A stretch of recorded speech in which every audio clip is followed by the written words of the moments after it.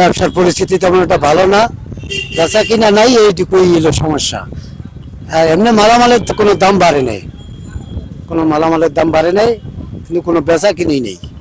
চাল ডাল এটি বাড়ে নাই, বাড়ার ভিতরে একটু আলু পেঁয়াজ অল্প কিছু বাড়ছে।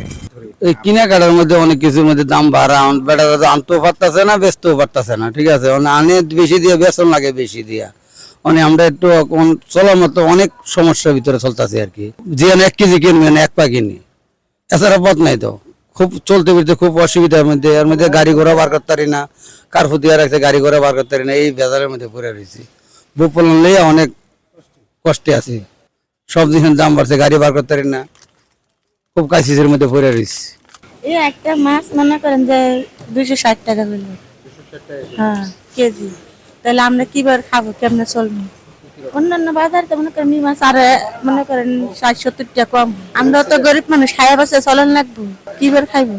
এনে ঘর থেকেও বারণ জানা, রাস্তাঘাটে চলাফেরা করা যায় না, কেমনে কি করবো? দেশের যে পরিস্থিতি মনে করেন চলার মতন কোনো ভাব নেই।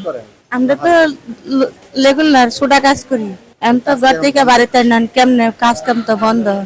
রসুন হচ্ছে আপনার 200 টাকা, আর একটা আছে 220 টাকা, আর পেঁয়াজ হচ্ছে 60 টাকা, না পেঁয়াজ হচ্ছে 120, আর আলু হচ্ছে 60 টাকা কেজি।